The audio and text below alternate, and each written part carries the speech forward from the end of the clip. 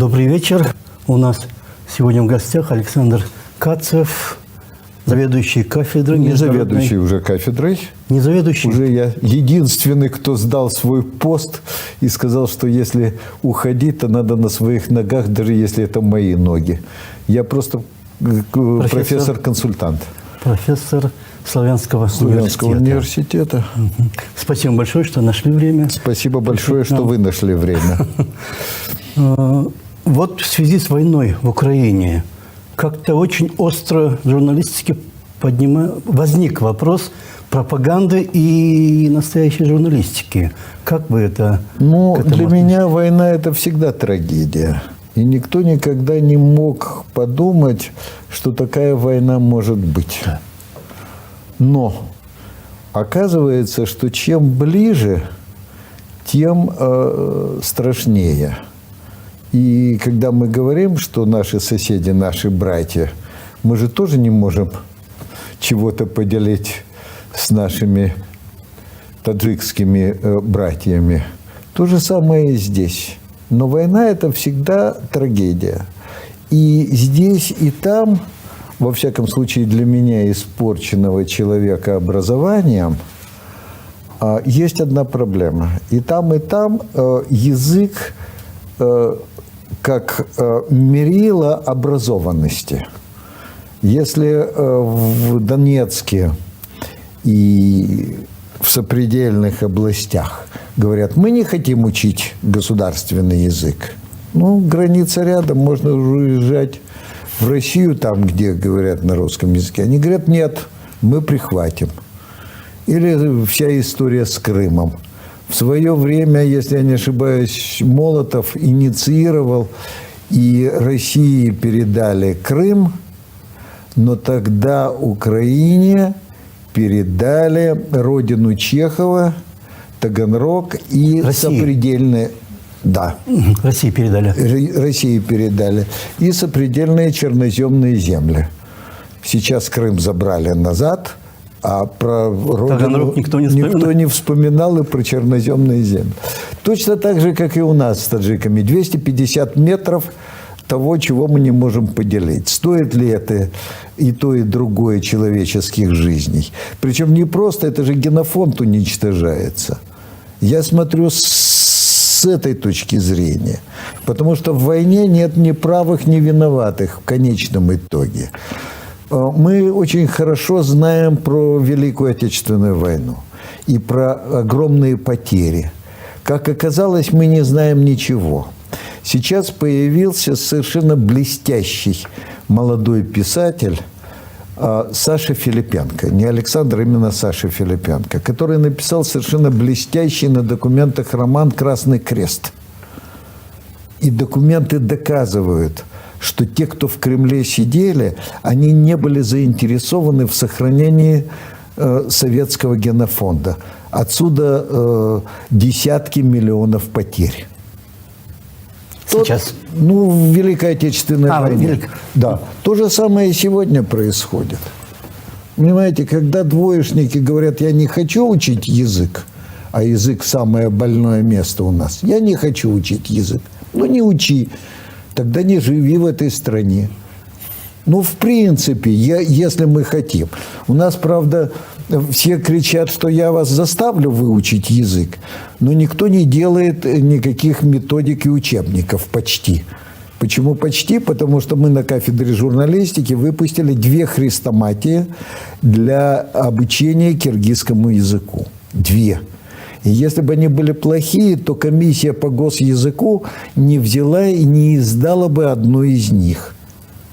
Поэтому, когда мы говорим, что надо заниматься культурной деятельностью, сюда же идет и обучение языку. Для чего нужно, простите, для чего нужно и как нужно изучать язык? Это самая больная вещь. Как нужно и для чего? У нас нет идеологии обучения киргизскому языку. Я подчеркиваю, именно киргизскому. Потому что мы день государственного языка, не киргизского сделали. Какая должна быть идеология? Каждый киргиз, родившись, должен знать свой родной язык. Как это сделать? Для чего? Для того, чтобы на базаре спросить, почем и почему? Для того, чтобы посылать какие-то инструкции на киргизском языке? Или читать талантливую, имеющую давние традиции, киргизский фольклор знать и киргизскую литературу? Об этом же никто не говорит. Для чего нужно знать? Для чего нужно инородцам, если нас 80 народов? Атамбаев, правда, сказал, что 100 народов здесь у нас находится. Может, у него с арифметикой что это не то было. А может быть, действительно, за это время наросло 100 народов. Для чего 100 народам надо изучать киргизский язык? Для того, чтобы на базаре спросить на киргизском языке? Или для того, чтобы читать Садыкбекова и Такамбаева и прочее? Да. Я это говорю не просто так. Сегодня у нас аховое положение не только у нас. У нас никто или почти никто не читает большие по объему произведения.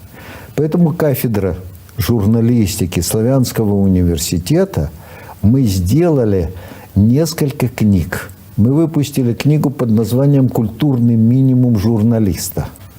Это, другими словами, малые формы русской литературы. От древней русской литературы до конца XIX века. Это первая книжка, она уже есть. Я предлагаю ее учителям школ. А вторая книжка – это киргизская литература малой формы.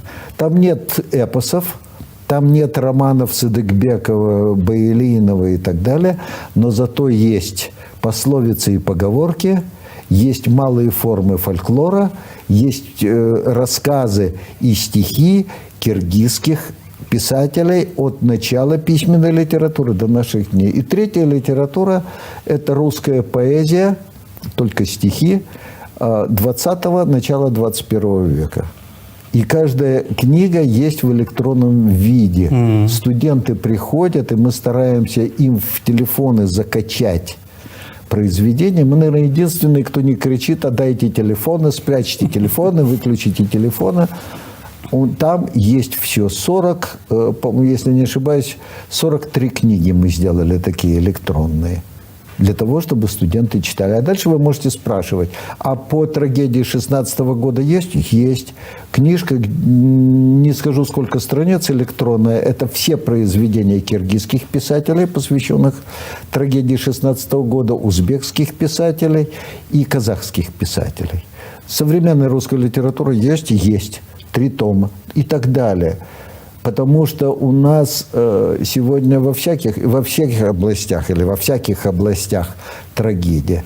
Сегодня несколько десятков вузов из 70 с лишним вузов. У нас 70 с лишним университетов в нашей маленькой стране. Несколько десятков учат журналистов. Большинство на киргизском языке, и это правильно. Но у нас огромное количество журналистов пишут по принципу, простите за выражение, people и так схавает. И когда я начинаю говорить, что журналисты должны быть образованные, на меня смотрят как на мамонта. Но тех, кого мы набираем, и тех, кого выпускаем, получается где-то 50% с лишним мы выпускаем от того, что принимаем. То отсеивается тогда? Отсеивается. Учиться тяжело. Мы с первого курса отправляем в редакции, и люди приходят не только получить профессию, но и получают образование. А дальше у нас есть договоренность с дипломатической академией, и они туда, наши преподаватели там работают, и они туда идут уже в магистратуру. А дальше есть у нас здесь защита по журналистике, а кроме этого мы договоримся с другими иностранными советами, чтобы наши выпускники защищали диссертации. Вот как наши журналисты освещают войну в Украине? Как вот Никак. Никак? Никак. Потому что я всегда смотрю через литературу. И освещение и с той, и с другой стороны мне напоминает повесть Булгакова «Собачье сердце». Помните, что профессор Преображенский говорил: не читайте советских газет перед обедом. Не читайте, не смотрите телевизор ни с той, ни с другой стороны. Потому что в этом случае мы получаем одностороннее, а значит, оно тешит обывателя.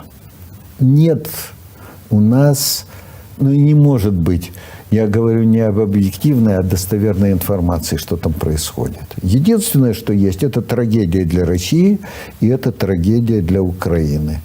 Потому что генофонд рушится, потому что молодые и сильные погибают на войне. Или даже если не погибают, если они ранены, если они увидели войну, они надрываются. Какими будут их дети, какими будут их внуки. Я поэтому опять говорю, что я бы рекомендовал, и этот роман есть в Фейсбуке, главное, «Красный крест» Саши Филипп. И тогда понятно все о войне. Этот молодой человек сделал великое дело. Мы знали, что есть поэзия Симонова о войне. Мы знали романы известнейших советских писателей, рассказы известнейших советских писателей, повести. Такого произведения в русской литературе еще не было. У нас есть произведения, в которых рассказывалось, как тот же самый Жданов приказал во время войны, во время блокады расстрелять повара, потому что ему подали холодные там булочки к завтраку. Хамство тех, кто в руководстве сидит. Мы знаем трагедию Ахматовой и послевоенную, но мы пользуемся слухами, и слух был такой, что когда Ахматова умирала в Ташкенте, в чумном бараке, а она была не приспособлена к быту, то Сталин, это совпадение, якобы, я говорю, что это миф, где-то на каком-то политбюро в 1942 году, когда все еще не было победоносного для Советского Союза победоносных дней, недель войны. Еще война была у ворот и Ленинграда, и Москвы. Сталинград еще, да. Битва. И Сталин вдруг на заседании Политбюро спросил, как там Ахматова.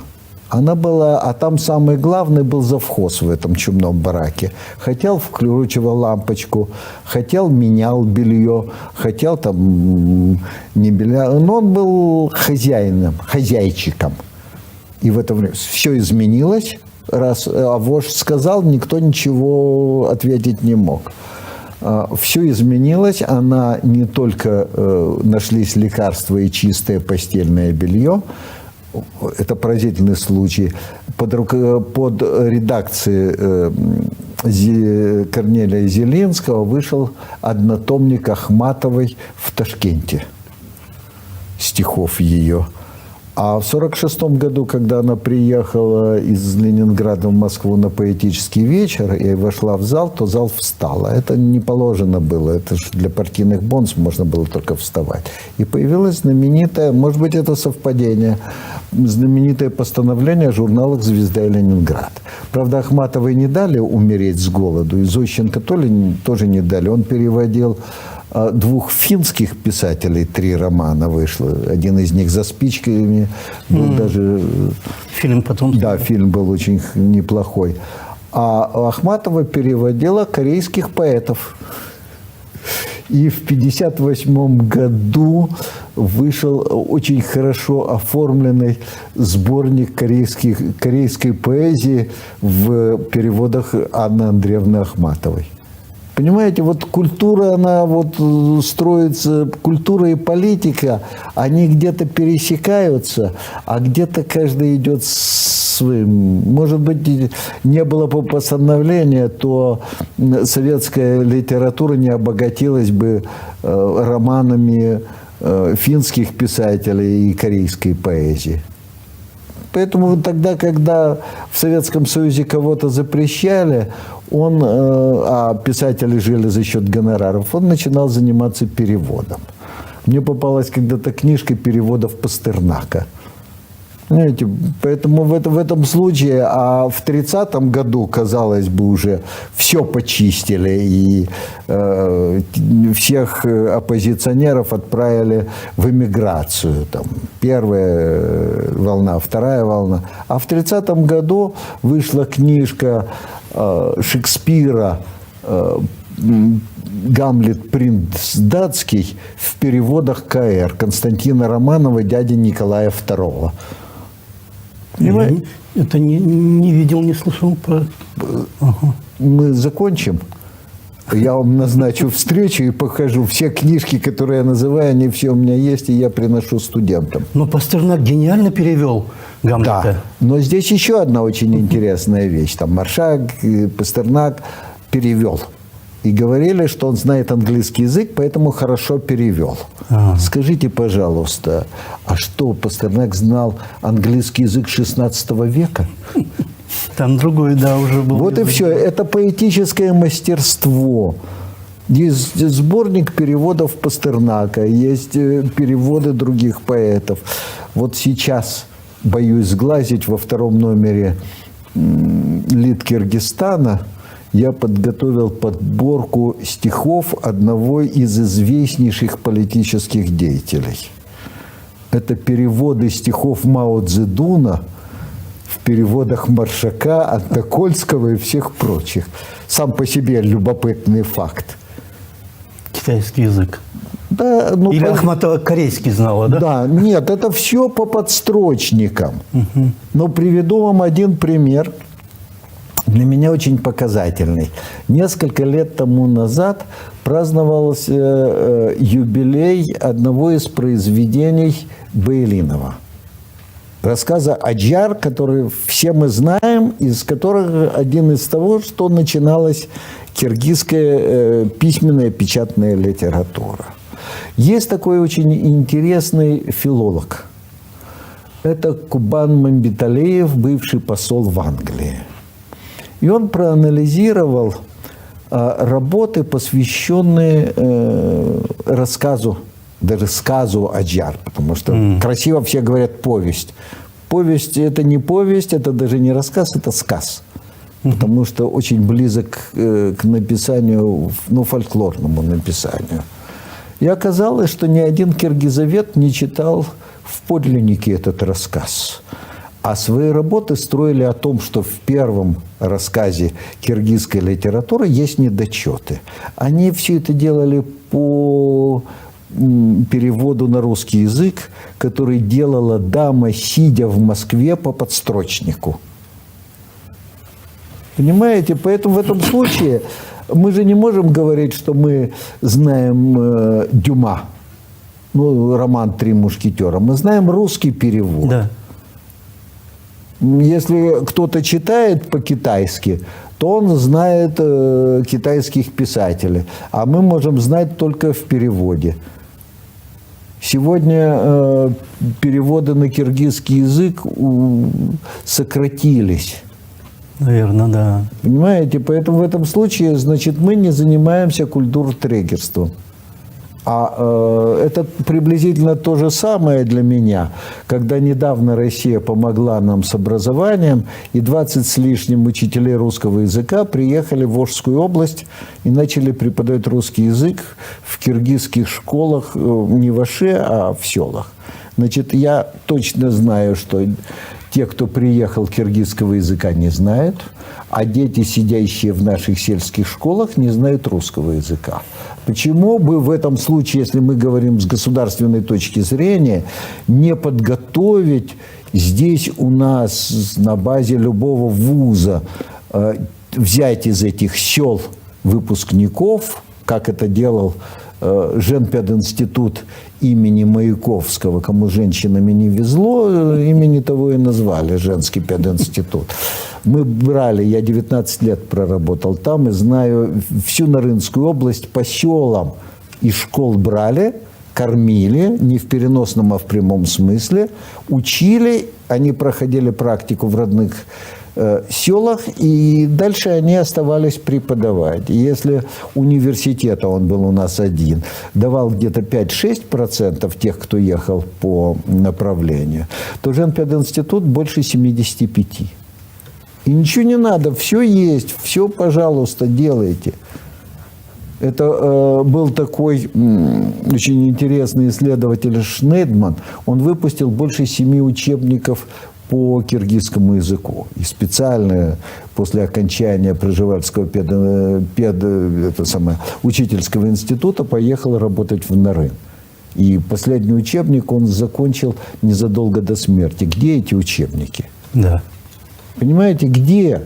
У нас кто и как учит? В этом году, если я не ошибаюсь, хотят ввести или ввели уже государственный экзамен в наших вузах по киргизскому языку и литературе.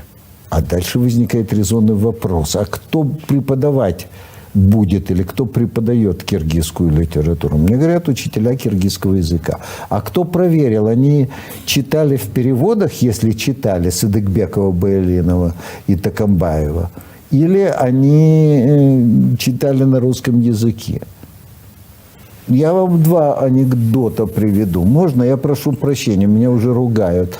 Ко мне когда-то пришли журналисты, брали интервью от Эколоки Молдо. Я им рассказал, как его переводил Андрей Вознесенский. Несколько стихотворений. По подстрочнику, но очень талантливо. А потом говорю, девочки, вы выйдете на Киевскую и спросите прохожих, кто такой Токолок Молдо. Вам скажут, это улица. Девочки мне объяснили, что я антипатриот, что я все высмеиваю, что у меня ничего святого нет. Через 20 минут возвратились, сказали, откуда вы знали, что так будет? Я говорю, я же вас не попросил узнать, кто такой Усенбаев. Понимаете, у нас трагедия не только с Львом Николаевичем Толстым, хотя переводов много, но у нас трагедии и с киргизскими писателями. Ко мне поступают из гимназии, когда я спрашиваю детей, пришедших учиться на журналистике в один из лучших центральных вузов в КРСУ. Айтматова читали? Читали. А что вы читали? Джамилеву читали. Это вы не читали, вы проходили. Понимаете? Поэтому в этом случае у нас совершенно не важно. У нас никто не заботится о культуре чтения. Посмотрите. В советском, не в советском... Не, еще где-то 5-6 минут у нас. Ясно. В киргизском фольклоре есть такой жанр узун-кулак. Это передача информации на расстоянии. Сарафанное радио. Хорошо. Но что передавали? Новости и сплетни. Можем мы назвать узун-кулак про радио? То, что предшествовало радио. Радио сегодня у нас что передает? Сплетни и новости. Еще музыку, чтобы не уснули те, кто едет в престижных машинах, чтобы они не уснули за рулем. Вот в чем дело. У нас сегодня самое главное. У нас все министры до последнего, я пока не знаю как и что, они начинают рассматривать образование с детского сада и яслей к вузу. Они до вуза не доходят. Не успевают. Не успевают. А где готовят учителей? Где готовят воспитателей детских садов? Где готовят инженеров и сантехников? В вузе. Значит, надо начинать с вуза, а потом идти вниз. Интересно. Понимаете? Поэтому в этом случае даже повышение зарплаты работникам образования ни разу не коснулось вузов. Ну, там изначально, наверное, немного выше, чем в школах, поэтому со школ начинают. Кто это вам сказал? Нет? Знаете, сколько получает в Славянском университете профессор, доктор наук, заведующий кафедрой? Сколько? 20 тысяч сомов. Все остальные получают меньше. Поэтому в этом... Это профессор, это... Когда-то я спросил первого нашего президента, была встреча, задавали вопросы, и я спросил Оскара Акаевича: Оскар Акаевич, скажите, пожалуйста, когда профессор университета, а он был ученым, он был профессором, он был академиком, когда профессор университета будет получать столько, сколько водитель автобуса? Он мне сразу ответил: никогда. Я говорю: тогда нет будущего у нас. А почему никогда? Ну, потому что водитель автобуса всегда будет получать больше, чем профессор. Это Оскар Акаевич, это я свидетельствую, потому что это я его спросил сам. Мне было это интересно. Интересно. Понимаете, поэтому в этом случае еще одна вещь. У нас по литературе защищают по кому диссертации? По Айтматову и Манасу. По Манасу и Айтматову. А у нас больше не было фольклорных произведений, у нас больше не было писателей. Меня недавно вывели из Совета по защите диссертации. Прямо вывели? Прямо вывели из Совета. Я в новый Совет создавали, меня там нету. Я позвонил в ВАК. Мне сказали, когда они создавали Совет, они сказали, что вы слишком принципиальный. А я не принципиальный. Я спрашивал: почему вы не читали Манаса, защищаете диссертацию? Ну, самый элементарный вопрос есть. Правда, это с подковыркой.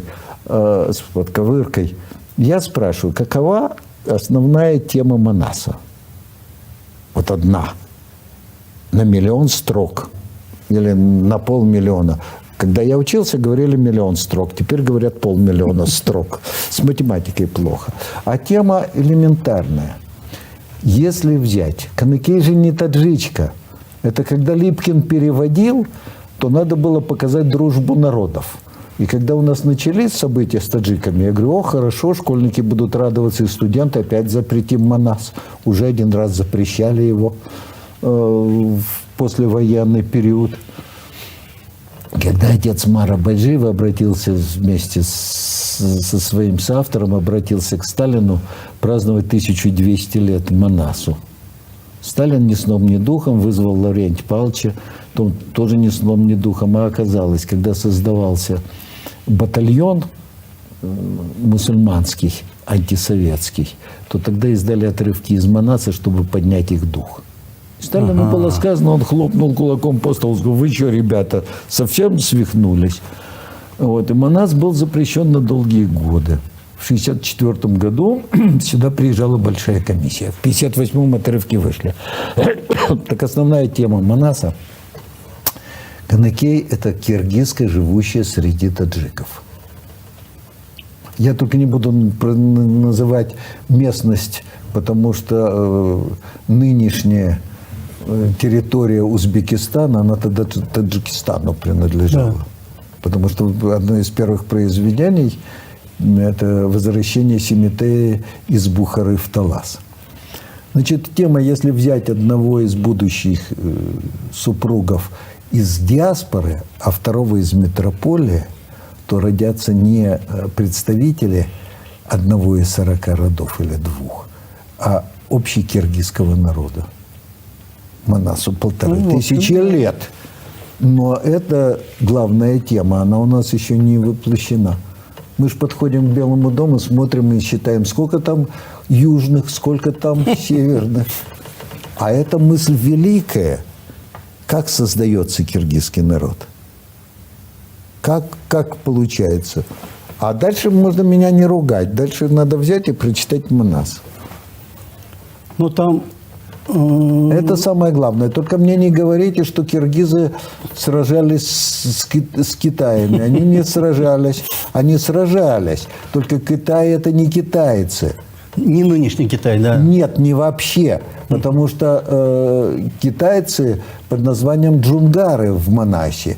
А Китай – это один из 40 киргизских родов, очень воинственный, который несколько подвинул или подвинул остальные роды, и они оказались в местах мистических, на Алтае, там сгруппировались, там начали заниматься земледелием, и потом возродили, и китаев отсюда как бы выдвинули, и они развивались в Таласе.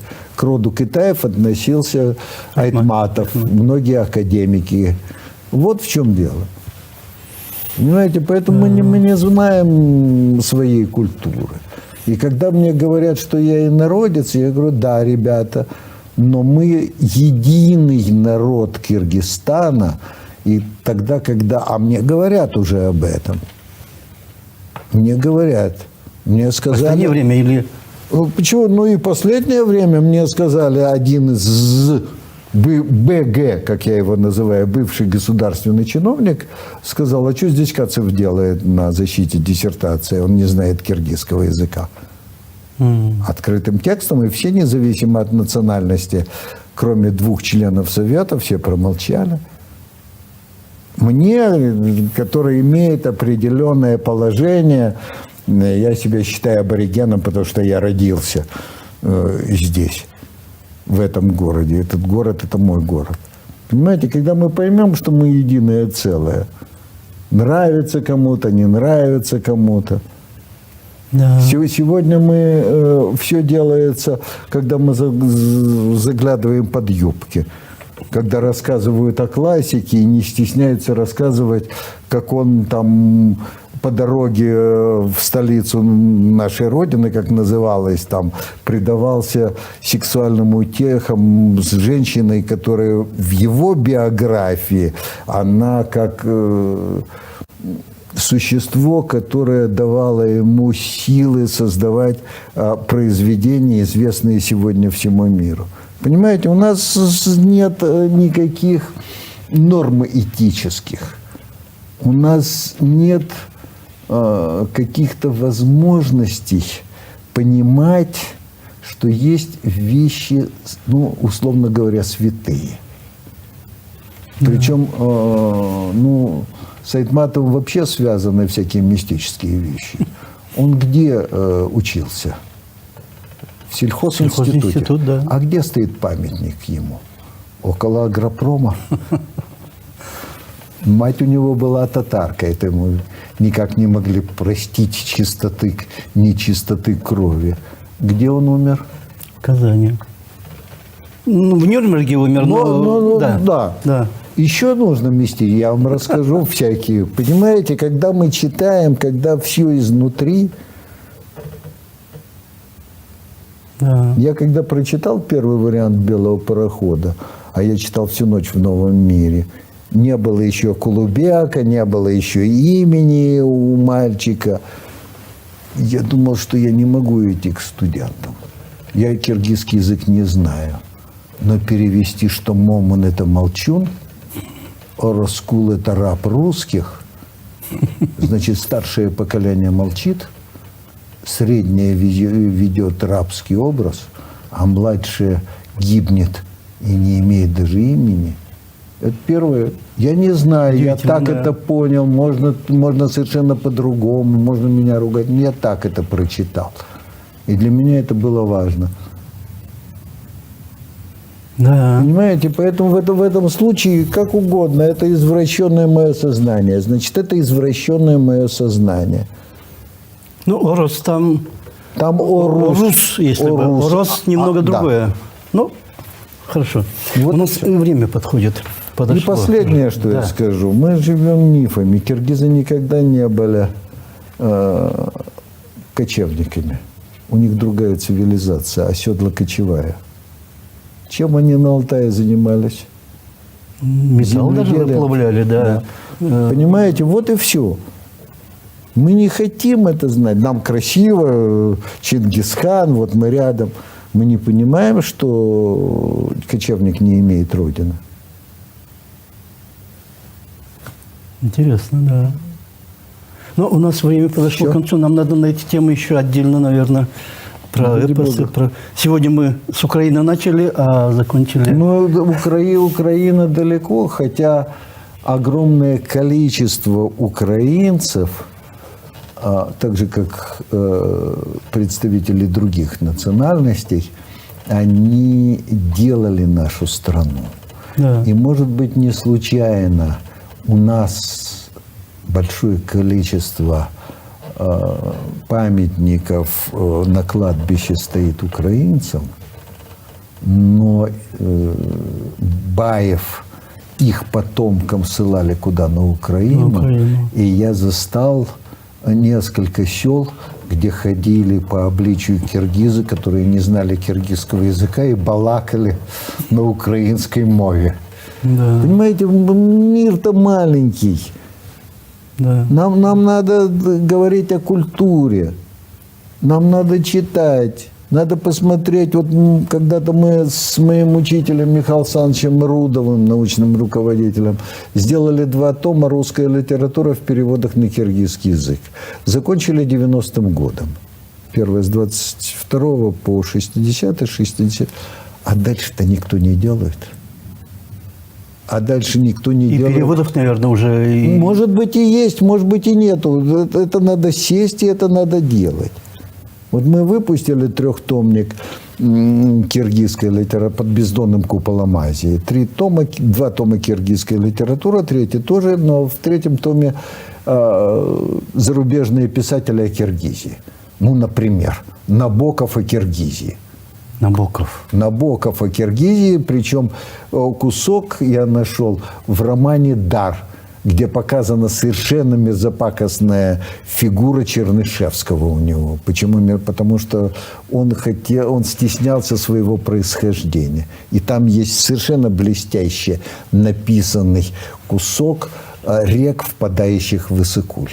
Потому что отец-то шел в Китай, и где-то в наших местах исчез его отец. Там Дина Рубио-Тимонов и Киргизия. Там большой кусок, малоизвестный. Кто сегодня занимается... Мы 2 писателей незадолго до окончания советской власти в АКМ СССР было принято. Закрыли на 5 лет диссертации, не писались по Толстым. Потому что их слишком много, и они повторяют друг друга. И по Константину Симонову. Когда я предложил это сделать, меня, что надо нам, ребята, хотя бы лет на 5 не писать диссертации по Манасу, надо его читать. И по, конечно, Айтматову. Да. Чтобы все отстоялось. Не переписывать друг у друга, а чтобы все отстоялось. И тогда в этом случае, может быть, появится новый взгляд на Айтматова. Может быть, появятся новые работы по Манасу. Приведу пример. У меня уже больше 1,5 десятков кандидатов и докторов наук я подготовил. И у меня девочка писала по Манасу тоже. Но она нашла в Манасе 7 мировых религий отражения. 7. Не только мусульманство, как мы все утверждаем, но вот рядышком возникло у киргизов. 7 мировых религий есть отражение в Манасе. Значит, для этого надо исследовать. Да. Ну, должно быть, наверное, историческое такое. Вам спасибо большое, очень приятно. Я с удовольствием вас смотрю, и не менее интересно с вами говорить. Надо нам побольше на другие темы. Вот, ради бога, с удовольствием. Да. А если вы захотите, и можно переносить, я бы даже вас пригласил в свой кабинет домашний и показал бы уникальные издания. Интересно. Например, первый русский литературный журнал «Сумарокко». У меня несколько есть номеров. Интересно. И так далее. Интересно. Надо посмотреть. Спасибо большое. Спасибо. У нас в гостях был Александр Кацев, профессор Славянского университета. Спасибо большое. И вам спасибо. До свидания.